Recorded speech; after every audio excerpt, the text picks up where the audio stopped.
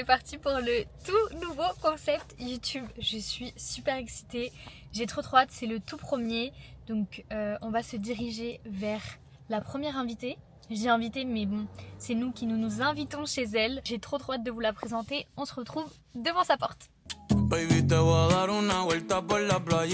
regarder comment elle est avec. Alors du coup aujourd'hui on se retrouve chez Amina, une créatrice UGC, et je te laisse te présenter. Alors moi c'est Amina, alias Creative Lilori sur les réseaux.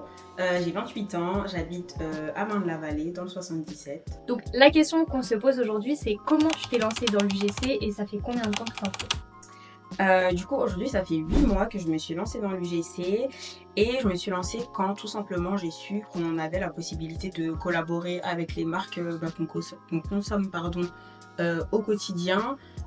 Sans forcément être connue, tu sais, la notoriété, moi c'est pas trop mon truc. Et je trouve que l'UGC c'est le bon compromis entre création de contenu, ce que j'aime faire, et tout en restant dans l'ombre et en collaborant avec des marques qu'on aime bien, on reçoit des produits, des choses comme ça, donc voilà. Ok, yes, c'est exactement ça. Donc l'UGC, vous pouvez en fait collaborer avec des marques sans être influenceur, sans avoir besoin d'abonnés. Vous recevez vos colis et vous faites de la création de contenu. Est-ce qu'aujourd'hui tu vis de l'UGC et qu'est-ce que tu faisais comme métier avant? Oui, aujourd'hui j'en vis. Donc là, j'ai quitté mon poste il y a environ 6 mois. Et avant, j'étais agent de voyage dans une agence de voyage digitale qui était spécialisée dans le voyage d'affaires. J'y travaillais depuis 2 ans et demi. Et voilà. Ok. Et comment tu te sens aujourd'hui vis-à-vis de l'UGC? Est-ce que tu es épanouie? Est-ce que tu aimes ce que tu fais? Ouais, clairement, j'aime ce que je fais. Ce qui est idéal, c'est de pouvoir travailler à son rythme déjà, de pouvoir collaborer avec les marques qu'on aime. Et surtout, en vrai, c'est hyper gratifiant de pouvoir participer au succès des marques, de les aider à se connecter avec leur audience et surtout à leur fournir un travail créatif. L'UGC c'est un travail dans lequel tu peux faire parler ta créativité, tu t'améliores de jour en jour, en montage, en tournage, peu importe, et c'est trop bien. Ouais. Yes, et du coup aujourd'hui on va découvrir une collaboration avec Amina. Elle va nous expliquer comment elle s'y prend pour scripter, pour répondre aux briefs du client.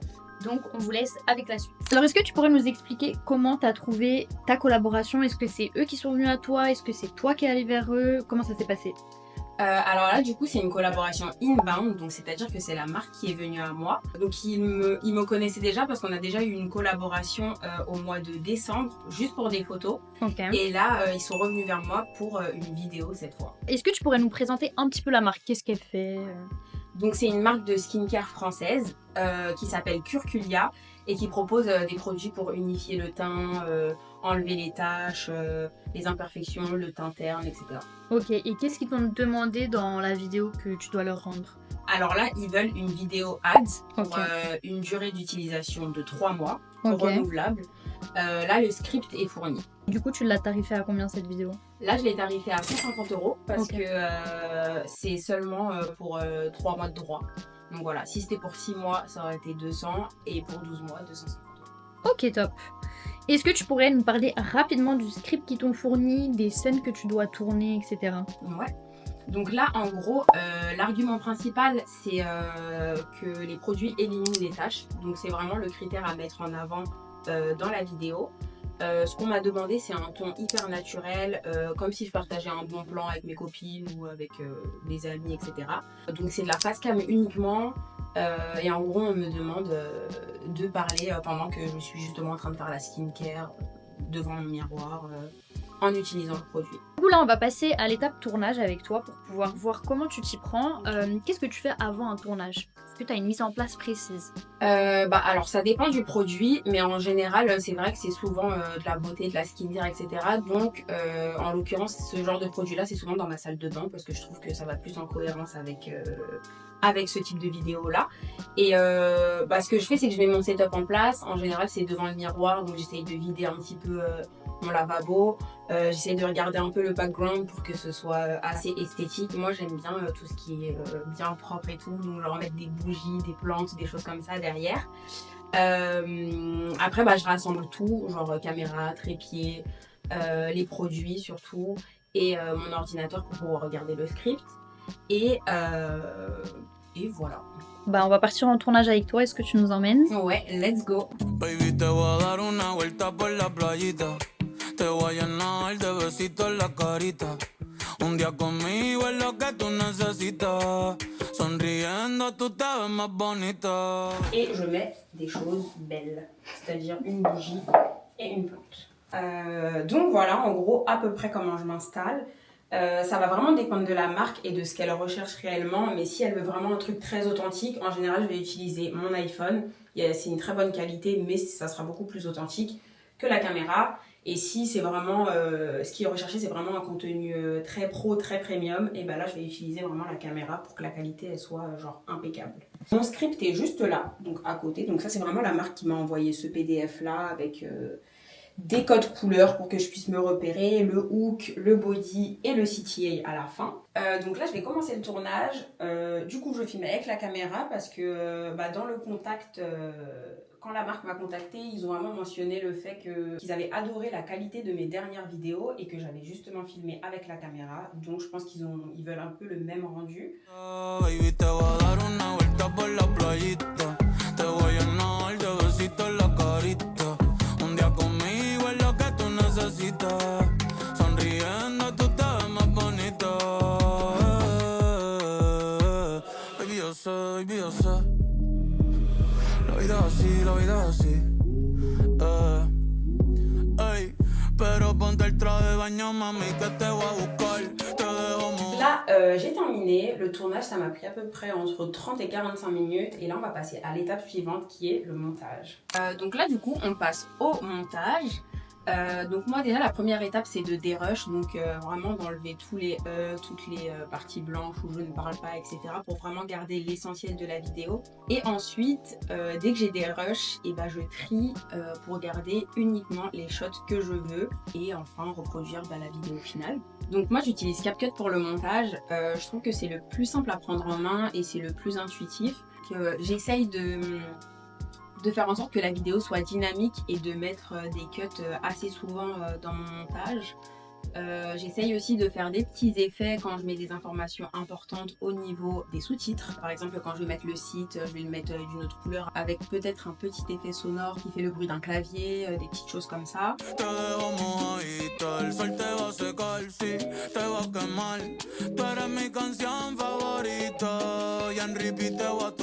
Donc là c'est bon, j'ai terminé mon montage. C'est allé assez vite parce que maintenant j'ai l'habitude avec CapCut. Là je suis assez satisfaite, je pense que ça va plaire à la marque. J'ai vraiment suivi les conseils et ce qu'ils m'ont demandé à peu près. Donc je vais vous la montrer tout de suite à l'image et n'hésitez pas à donner votre avis sur la vidéo en commentaire. J'ai testé plus de 30 astuces pour me débarrasser de ces taches et je vais te dire ce qui a vraiment fonctionné pour moi. J'en avais tellement marre de souffrir d'hyperpigmentation que je n'aurais jamais pensé trouver quelque chose qui marche. Non, t'inquiète, tu n'as pas besoin de blanchir ta peau pour te débarrasser de tes taches. Alors, après avoir testé toutes les recettes que l'on voit sur les réseaux, je me suis vraiment renseignée. J'ai trouvé plusieurs ingrédients qui étaient justement reconnus pour réduire l'hyperpigmentation, notamment l'acide kojique et le curcuma. Et là, j'ai trouvé deux pépites qui ont eu de vrais résultats sur moi et mes taches. C'est cette gamme anti-taches de la marque française Curculia. Donc tu prends un pad comme ça, que tu viens appliquer sur ta peau, tu la nettoies et tu peux même laisser poser quelques minutes. Et là, tu appliques le sérum.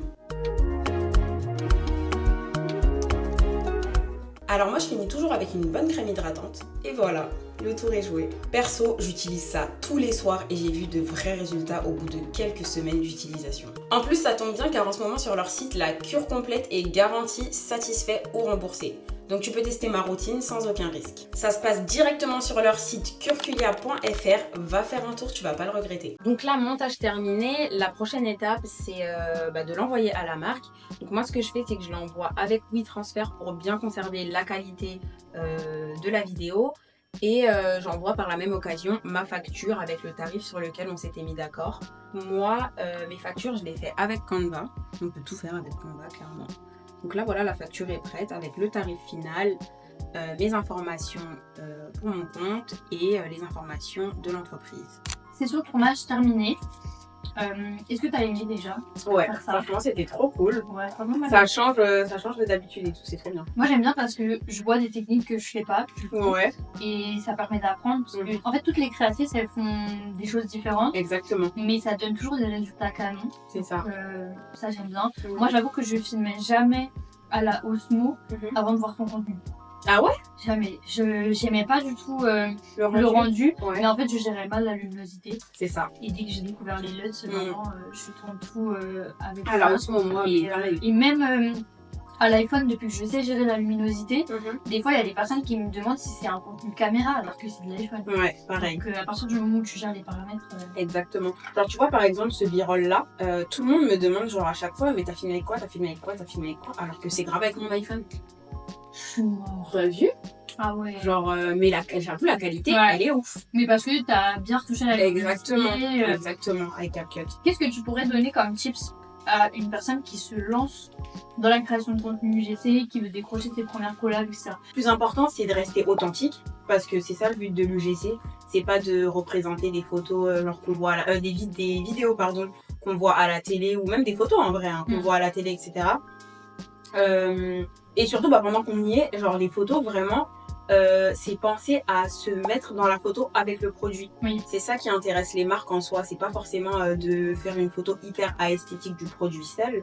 Parce que ça, je pense que la marque, elle peut très bien louer un studio et le faire elle-même. Ouais. Mais si elle prend une créatrice UGC, c'est vraiment pour avoir une photo authentique avec le produit et la créatrice dessus, bien sûr.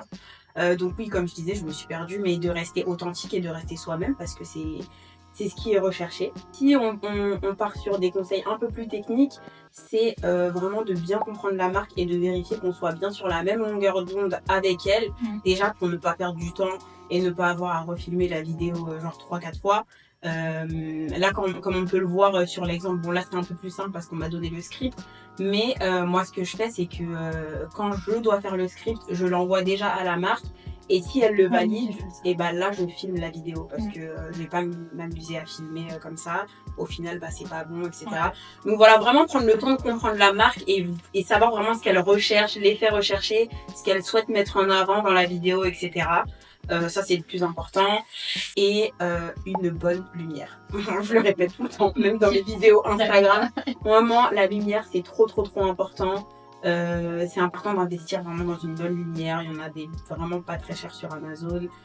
Voilà, après si tu habites dans les îles et que tu as du soleil tout le temps, en vrai tant mieux, parce qu'en vrai la lumière naturelle c'est le mieux pour un rendu naturel. Mais on habite en France. On habite en France et on est dans la grisaille H24, donc vraiment investir dans une bonne luminosité parce que ça change tout le rendu de la qualité. Tu peux même filmer avec un iPhone 12 ou un iPhone X, enfin je sais pas, les anciens iPhones. Franchement, si tu as une bonne lumière, le rendu, tu peux être sûr qu'il va être top. Après, il y a plein de conseils, mais aussi il y a la caméra arrière avec l'iPhone. Ouais, caméra ça, arrière parce que personne ne filme en caméra avant aujourd'hui, sinon. Mais c'est ça, la rendu, le rendu il est vraiment trop. Et encore, je crois qu'ils ont fait une mise à jour maintenant parce que il me semble que j'avais vu que tu peux avoir le 4K sur la caméra avant maintenant. Je sais pas. Ah ouais? Ouais, j'avais vu. Regarde en vidéo, t'es en caméra avant, il y a le 4K là-haut. Ah ouais? T'as vu? Mais je trouve que c'est quand même pas. Ouais, c'est quand même pas ouf. Dans tous les cas, mais moi j'ai pas ça. T'as pas comme iPhone? Ah si. T'as vu? Ouais. Ils l'ont mis, mais je trouve que ça n'a rien à voir non plus. Oui, c'est ça, avec la caméra arrière là. C'est quand même flou. Ouais. Ils ont essayé d'optimiser, mais non. Dans le même thème que la lumière, parce que oui, la lumière c'est très important pour le visu, mais le son aussi c'est important. Voilà, pas obligé d'avoir un dernier micro, mais faire attention en tout cas qu'il n'y ait pas de bruit derrière, fenêtre ouverte, des choses comme ça. Mais bon, ça je pense que en soi c'est logique. Et d'ajouter une musique aussi, je trouve que ça fait beaucoup de dynamisme. Ah ouais, moi c'est pas obligé que ça soit une musique boum boum qui remplace ta voix, mais toujours un petit fond sonore. Exactement. Ça fait toujours la différence. Moi je trouve que ça réchauffe vraiment le rendu final de la vidéo. Et après il y a des marques qui veulent pas de musique derrière. Mais en tout cas moi quand j'ai libre droit de choisir comment je monte la vidéo, toujours une musique derrière. Après souvent aussi les marques qui veulent pas de musique, c'est parce qu'elles veulent elles-mêmes les ajouter sur leur plateforme. Moi je sais que j'envoie des vidéos sans musique. Je les vois en ads, il y a de la musique dessus. Ouais, clairement. Mais c'est eux qui ont voulu ajouter leur propre musique. C'est ça. Le petit bonus d'Amina. Voilà, et le petit bonus, c'est vraiment, je pense que si une personne s'est lancée dans le logiciel, c'est un métier de passion, entre guillemets, c'est quelque chose qu'on aime, donc vraiment s'amuser et rendre le contenu vivant, parce que c'est ça qui fait la diff. Et c'est cette touche de personnalité qui fait que voilà, cette vidéo, bah, c'est toi et c'est toi qui l'as faite et c'est pour ça que la marque t'a choisi. Donc, hésite pas à vraiment t'amuser et je le répète, à être authentique. Du coup, pour clôturer cet épisode, est-ce qu'il y a une créatrice que tu me recommanderais pour l'épisode suivant, chez qui t'aimerais que j'aille pour découvrir un peu tous ces petits tips en UGC? Bah du coup, oui, c'est Layla Films sur... Ah oui, je vois que ça. C'est pas du tout en France. Elle, je veux tous ses tips. Ouais, c'est vraiment. Mais c'est vrai qu'elle n'a pas jusqu'aux États-Unis, pardon. On va lui faire un petit shoot-out, on va voir si elle va répondre. Voilà. Mais sinon, quelqu'un d'un peu plus... accessible. D'un peu plus accessible, ouais. Je pensais à Vanina. Ok, Vanina, qui, je crois, elle est un peu plus focus tout ce qui est écologie. Ouais, les marques éco-responsables. Voilà, les marques éco-responsables, etc. J'aime bien ses vidéos, j'aime bien comment elle filme, etc. Ok, top. Je pense qu'elle a pas mal de collabs intéressantes et tout, donc voilà. Ok, top. Bon, bah, je vais voir si le prochain épisode, on peut le faire chez toi, Vanina. Merci beaucoup, bye bye. Coucou Mel, ça va? J'ai eu un retour de la marque, donc du coup c'est bon, ils ont validé la vidéo en V1, donc trop bien, ils sont trop contents. Je t'envoie un petit screen du message qu'ils m'ont écrit. Voilà.